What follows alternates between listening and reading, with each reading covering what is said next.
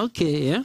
Jadi kawan-kawan semua, yang namanya pemilu itu ya dimulai dari pemutahiran data pemilih sampai dilantiknya presiden dan wakil presiden terpilih. Itulah proses berpilpres. Berpileg sudah selesai, berpilpres belum.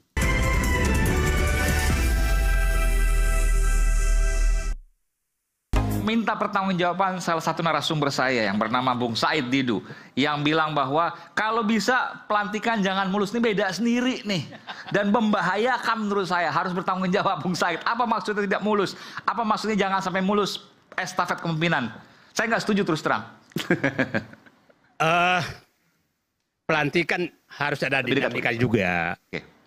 Jadi karena kata keberlanjutan itu menurut saya sudah harus diakhiri sekarang. Karena sudah mengambil alih kepemimpinan nasional. Kita tahu persis, kita mengikuti pemikiran Pak Prabowo itu mulai menjadi cawapres 2009. Menjadi capres 2014. Menjadi capres lagi 2019. Dan baru berhasil menjadi presiden 2024. Dari 20 tahun beliau berjuang untuk mencapai itu. Dan itu nggak mudah. Dan itu nggak mudah. Betul. Dan pemikirannya saya baca konsisten. Saya kebetulan tim agak inti di 2019 di beliau, jadi agak paham. 2009 waktu itu? 2019. Oh 19, oke. Nah, jadi sebenarnya pemikiran dia kita sudah baca. Yang problem adalah 2019 ke 2024 tertutup oleh virus Mulyono. Itu saja sebenarnya. Sehingga aslinya nggak kelihatan. Asli yang dia bawa selama ini. Nah, itu yang terjadi. Itulah kenapa saya katakan tadi, kalau mulus artinya jangan sampai yang diteruskan adalah hasil kerja virus. Bukan hasil aslinya Prabowo. Tapi saya nggak setuju juga. Kan nggak semuanya dari Pak Jokowi juga jelek. Banyak yang positif. Itu harus diakui dong. Ya saya selalu mencari tapi belum ketemu. Jadi nanti setelah ini kita bicara di luar. Saya berusaha mencari baiknya belum ketemu. Gitu loh. Saya rasa mungkin perbedaan terminologi, tetapi kira-kira begini. Kalau saya melihatnya, transisinya kita harap mulus. Transisi pemerintahan, berpindahnya kekuasaan dari presiden sebelumnya ke presiden. Oke, prosesnya baru. Mulus. Ya. Kemudian pelantikannya kita harap juga mulus. Karena dengan begitu legitimasi dari kekuasaan itu didapatkan dari pelantikan itu kan, dari suara rakyat, tapi kemudian ujungnya pada proses pelantikan. Nah, tetapi kebijakannya setiap presiden harus fresh start dong. Jadi pada waktu setelah dilantik, Presiden Prabowo adalah presiden kita dan demikian dia punya hak prerogatif untuk menetapkan kebijakan-kebijakan selanjutnya yang kita harapkan. Kalau mungkin yang ingin disampaikan Pak Said dulu, supaya ada fresh start dari pemerintahan Presiden Prabowo. Kalau itu kita sepakat kalau itu. Nah, apa yang sudah baik dilanjutkan, tapi apa yang tidak baik diperbaiki atau disempurnakan. Kira-kira begitu. Maksudnya itu? Jadi oke, mungkin terminologi yang dimaksud, tapi saya memang, kenapa ya? Saya menganggap tuh yang merusak Pak Prabowo itu virus Mulyono. Itu saya itu. Nggak, dirusak itu apa sih maksudnya? Dirusak apa sih maksudnya? Jadi begini, aslinya tidak muncul sama sekali selama 5 tahun. Tapi itu normal. Karena dia seorang jenderal. Jenderal itu sangat patuh kepada pimpinannya. Itu karakter dia. Mungkin berbeda kalau saya di dalam. Karena bukan jenderal. Mungkin saya masih jahil-jahil juga kepada presiden. Tapi dia jenderal maka dia hilang. Tapi mudah-mudahan itu hanya disimpan di kantong. Setelah jadi presiden dikeluarkan semua dari kantong. Ini asliku sekarang. Kan kira-kira begitu. Tadinya saya mau menjawab. Tapi ternyata Pak Said Didu sendiri yang telah menjelaskan itu. Jadi saya nggak perlu jawab lagi Pak. Beliau memang orang yang sangat patuh dengan segala aturan. Dan beliau... Pak Prabowo maksudnya? Yes dong. Beliau memang anak buah. Beliau seorang menteri. Dan presidennya mau nggak mau, suka nggak suka, senang nggak suka. Nggak suka, senang nggak senang. Namanya Joko Widodo. Apa yang Pak Said Didu bilang, betul-betul memahami jalan pikiran Pak Prabowo.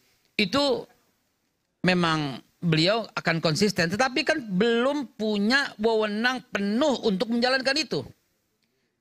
Tentu yang Pak Said Didu katakan salah satunya terangkum dalam bulir-bulir pemikiran Pak Prabowo dalam buku Paradoks Indonesia. Saya mencatat 10 poin utama dalam Paradoks Indonesia itu. Nomor 1 adalah 1% orang kaya Indonesia menguasai 72% tanah. Ini kan yang dimaksud bahwa itu betul-betul asli pola pikir Pak Prabowo. Dan saya rasa sejalan dengan yang Pak Said Didu sampaikan terus, terutama di Pantai Indah Kapuk. Ini yang harus diubah maksudnya? Itu viral terus-terusan itu loh Pak. Ini yang harus diubah maksudnya? Nggak, artinya begini, yang tadi saya sampaikan berjalan mulus, ya. Semua berharap dong bahwa pelantikan harus mulus. Estafet kepemimpinan. Tanggal 20 Oktober, kalau nggak ada itu kita nggak punya presiden. Iya. Jadi sangat berbahaya bagi negara ini. Jadi harus berjalan mulus, harus berjalan normal. Kemudian Pak Prabowo harus dilantik. Setelah itu berikanlah masukan-masukan positif untuk menjalankan ini. Dan ini kita harapkan untuk masa depan bangsa. Masih banyak PR kita. Wahai teman-teman mahasiswa, tahukah Anda 2 dari 3 kelas di Indonesia itu rusak. 46% masyarakat kita dapat duit cuman buat untuk makan. 46% loh. Seluruh Indonesia tuh ya? Ya, seluruh Indonesia. Luar biasa. Dan itu kan pola pikir Pak Prabowo yang Pak Said Didu juga sudah lakukan. Dan ini mudah-mudahan tetap berjalan mulus. Dan mudah-mudahan insya Allah as a presiden dia punya hak yang penuh untuk apa tujuannya beliau yang sering diucapkan dalam setiap rapat-rapat, mengembalikan kekayaan bangsa Indonesia. Bayangkan 11.000 triliun duit Indonesia parkir di luar, 2.600 triliunnya parkir di negara tetangga Singapura. Ini semua ada dalam catatan-catatan PR ke depan. Dan karena itu kita membutuhkan husnuzon, prasangka baik. Dan selalu doa dari semua masyarakat Indonesia, ke depan Indonesia akan kembali menjadi macan Asia di bawah pimpinan beliau, insya Allah. Bung Refli setuju apa yang disampaikan oleh Bung Said Didu? Bentar, saya pelan-pelan ya. Bismillahirrahmanirrahim. Assalamualaikum warahmatullahi wabarakatuh. Waalaikumsalam warahmatullahi wabarakatuh. Keren jadas. Kemarin yang waktu ini belum sempat begini ya, udah dibubarin duluan. Udah dibubarin duluan. Jadi memang ya kelemahan kita itu adalah kita selalu pengen jatuh di lubang yang sama ya. Oke. Setiap kepemimpinan kita selalu menyambutnya dengan sukacita bahwa pemimpin yang baru ini akan berbeda dengan pemimpin sebelumnya. Pemimpin yang baru ini akan membawa kita ke dalam suasana yang dicita-citakan, memajukan kesejahteraan umum, mencerdaskan kehidupan bangsa, melindungi segenap bangsa.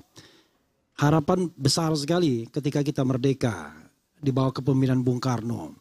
Kemudian tidak lama kemudian pemerintahan segera berganti dengan parlementer. Kemudian Bung Karno bosan dengan rubber stamp. Tahun 59 dia keluarkan dekret. Kekuasaannya otoritarianistik. Kemudian tahun 65 ada kekuasaan baru setelah G30 PKI. Kita berpikir bahwa kekuasaan yang baru ini akan membawa negeri kita ke sejahtera. Ujung-ujungnya nyungsep juga tahun 98. Kemudian transisi reformasi, ada yang di-impeach dan lain sebagainya. Selalu begitu. Dan jelas kalau kita mau jujur, maka prestasi terakhir inilah yang harus kita lihat sebagai sebuah ukuran. Utang luar negeri, bukan utang luar negeri, utang pemerintah 8.000 triliun lebih. Ya kan? Sudah 39%. Dari PDB, batas maksimalnya 40% menurut Undang-Undang Keuangan Negara. Kemudian demokrasi, kita demokrasi cacat, float demokrasi, kebebasan kita partly free, separuh bebas. Kemudian ada masalah-masalah lain, sumber daya manusia, ya, Human Development Index, kemudian rasio Gini yang kemudian makin ada kesenjangan dan lain sebagainya. Tetapi dan kemudian juga ruang fiskal yang sangat terbatas. Fiskal kita untuk utang jatuh tempo 800 triliun, kemudian utang pokok 500 triliun, transfer daerah berapa, ruang fiskalnya masih sempit. Belum lagi untuk makan-makan. Ya. Makan bergizi maksudnya? Makanan bergizi yang turun-turun 2 kali sehari sekarang sudah diperbarui.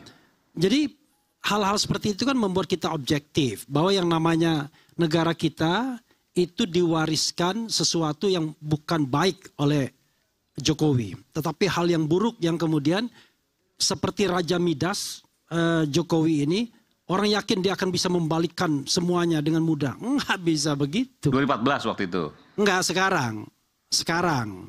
Kan setelah 10 tahun kan kerusakannya luar biasa, fundamental, sistemik, struktural, dan lain sebagainya. Nah sekarang, kalau kita lihat Prabowo Subianto ya, terus terang saja, saya suka kalau Prabowo mengatakan mau melakukan pemberantasan korupsi misalnya. Suka, karena itu problem terbesar kita. Saya suka dia bilang mau mengentaskan kemiskinan. Suka. Saya suka dia bilang mau mensejahterakan rakyat. Suka. Itu 3 hal itu yang selalu saya dengar. Bahkan dia ancam kader-kadernya. Awas kalau korupsi dan lain sebagainya.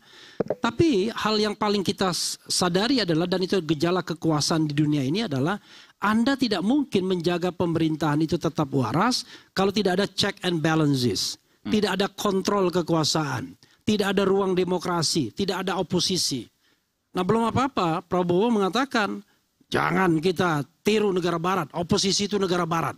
Saya mau rangkul semuanya. Lalu kita terjebak. Karena kita punya vested, kita punya keinginan untuk masuk dalam sistem tersebut, lalu kita melupakan garis demarkasinya. Maka saya katakan saya orang yang tetap berada di luar sebagai penjaga garis demarkasi agar demokrasi kita ini terjaga. Kalau demokrasi tidak terjaga, sebentar lagi KKN itu akan muncul. Korupsi, kolusi, dan nepotisme. Tidak ada yang kemudian misalnya memprotes sekarang ini bahwa nepotisme itu sudah mulai berjalan. Siapa yang menyaring menteri itu? Kan keluarga. Iya kan? Frankly speaking lah. Orang mengatakan Hasim Joy Hadikusumo yang menginterview, Saras yang menginterview dan lain sebagainya. Itu kan yang beredar kan? Ya. Pertanyaannya adalah, waduh belum apa-apa udah mulai nepotisme. Tommy Jiwandono menjadi menteri, nantinya Saras katanya menjadi menteri, belum apa-apa udah nepotisme. Anda akan mengatakan, oh beda, ini nepotisme yang pintar, ya kan? Lalu kemudian kita punya exception. Kenapa? Karena kita kemudian berpikir bahwa Prabowo akan membawa kita ke arah kebaikan. Masyarakat adil dan makmur, masyarakat yang demokratis, masyarakat yang bisa makan semua. Tapi nanti coba lihat, baru 6 bulan masa pemerintahan, begitu rumitnya mengurus negara yang besar ini dari Sabang sampai Merauke. Makanya saya katakan, kita harus tetap berada pada flag kita. Jadi kalau saya pengamat yang selama ini concern soal hukum tata negara, ya saya katakan dengan segala ilmu yang saya punya. Makanya saya mengatakan Fufu Fapa tidak layak lagi dilantik karena dia tidak lagi memenuhi syarat sebagai calon wakil presiden. Tapi nggak ada orang yang ngomong. Tapi demo banyak, ya kan?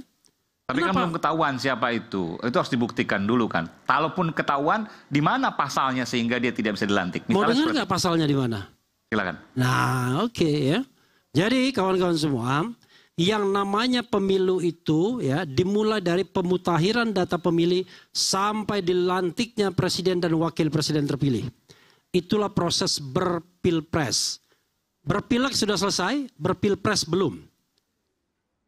Syarat untuk menjadi calon presiden dan wakil presiden adalah soal minimal pendidikan ijazahnya SMA, ya kan?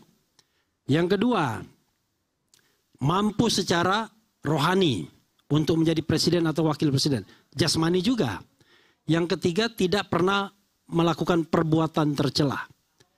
Bila mana syarat ini kemudian tidak lagi terpenuhi sebelum dia dilantik, maka sah hukumnya dia tidak dilantik karena secara material dia tidak lagi memenuhi syarat. Contohnya misalnya, anggota legislatif. Ketika dipecat partainya walaupun dia terpilih, besok mau dilantik, nggak bisa dilantik. Karena satu persyaratan yaitu anggota partai politik tidak terpenuhi lagi. Banyak kan? Beberapa anggota partai politik yang nggak bisa dilantik. Nah pertanyaannya adalah, kita mulai dengan Fufu Fapa. Apakah itu perbuatan tercela? Pertama, apakah Gibran atau bukan? Kalau kita berpegang pada Roy Suryo, 99,9% itu adalah Gibran Raka Buming Raka. Dan kalau kita dengar bocor alus Tempo, Fufu Fafanya nggak ngaku, tetapi adiknya ngaku. Itu dari bocor alus Tempo. Kalau Anda nggak percaya Tempo ya sudah, itu your business ya kan. Tapi saya percaya Roy Suryo dan saya percaya Tempo. Yang saya tidak percaya adalah pengakuan takon sing duwe, itu nggak percaya saya ya kan. Kan itu yang nggak percaya, tapi yang dua ini saya percaya.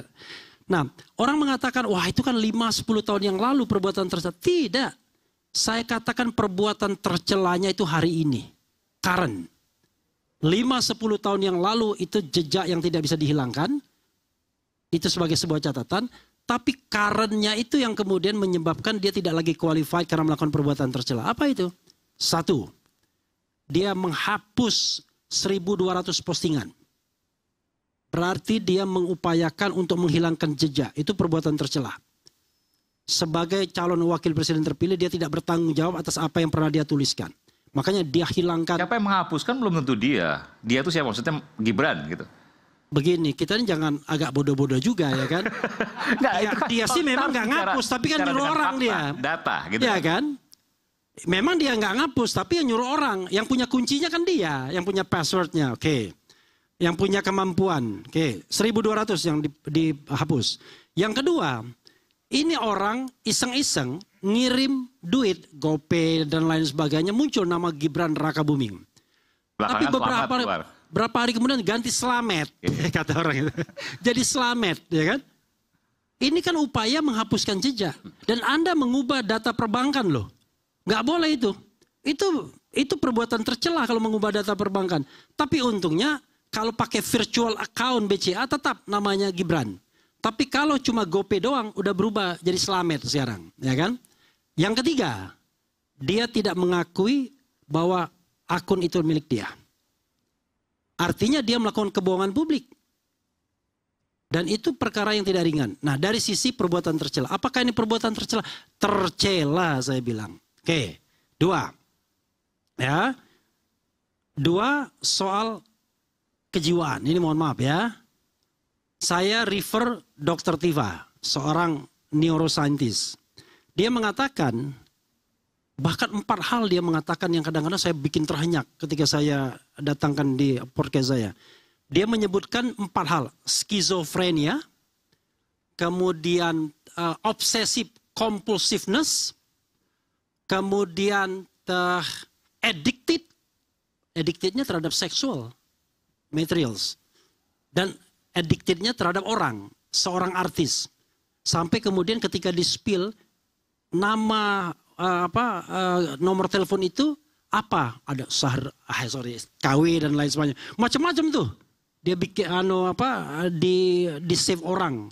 Nah, kemudian dari hasil ini ya, nama-nama siapa nomor ini milik siapa gitu. Ya, kayak Truecaller gitu ya. Ya, okay. Karena nomor itulah yang didaftarkan. Nah, terakhir bilang bahwa ini Silent of the Lamb itu apa? Yang dokter Hannibal Lecter itu. Ya. Penyakitnya itu? Lupa saya itu. Pokoknya intilah itu ya. Psikopat. Ya kan? Jadi 4 kata itu bayangkan. Psikopat, skizofrenia, kemudian addicted, dan kemudian obsessive compulsiveness. Itu penyakit jiwa semua. Maka kalau Anda mengalami 4 itu, ini analisis sementara kan? Karena itu kan harus yang ahli saraf. Ya. Oke. Kalau Anda mengalami itu, maka Anda pasti tidak mampu lagi secara rohani untuk menjadi orang nomor 2 di Republik Indonesia. Karena itu Anda tidak berhak, tidak memenuhi lagi syarat untuk dilantik. Yang ketiga, hari ini baru saya dapatkan, ini orang 5 tahun SMA-nya. Gak jelas, di mana saja dia menyelesaikan. Yang jelas, rentang SMA-nya itu 5 tahun. Jangan lupa, syarat minimal untuk menjadi wakil presiden itu unfortunately tidak S1. Tapi SMA, karena dulu kan ada perdebatan zaman perubahan konstitusi. Karena ada calon presiden yang cuma SMA. Sampai sekarang cuma SMA. Lebih keren jadi hakim konstitusi harus doktor, ya kan? Atau menjadi anggota KPU harus S1 misalnya. Nah, untuk menjadi presiden dan wakil presiden cukup SMA. Tapi ini SMA-nya saja nggak jelas juga. 5 tahun dia menyelesaikan SMA itu. Nggak jelas. Ada yang katanya di Solo, ada yang katanya di Singapura, ada yang katanya di Melbourne, Australia. Awal-awal dipersepsikan bahwa itu S2. Boro-boro S2, S1 pun bukan ternyata. Selama 3 tahun tersebut. Nah, kita menghadapi problem seperti ini, tapi orang kan nggak ngomong. Makanya saya katakan, clear. Dari sisi hukum tata negaranya, ini tidak lagi qualify, tidak lagi memenuhi syarat untuk dilantik.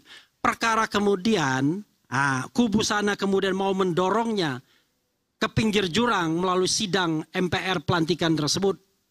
Itu soal yang tidak terkait lagi hukum tata negara. Itu sudah terkait soal dinamika politik. Tapi saya yakin sooner or later, ya, saya kira G ini mungkin tetap akan diimpeach kalau seandainya tidak bisa kita hentikan dalam hal pelantikan. Oke, tapi itu kan keyakinan dari seorang Refli Harun. Seorang Refli Harun yang pakar hukum tata negara.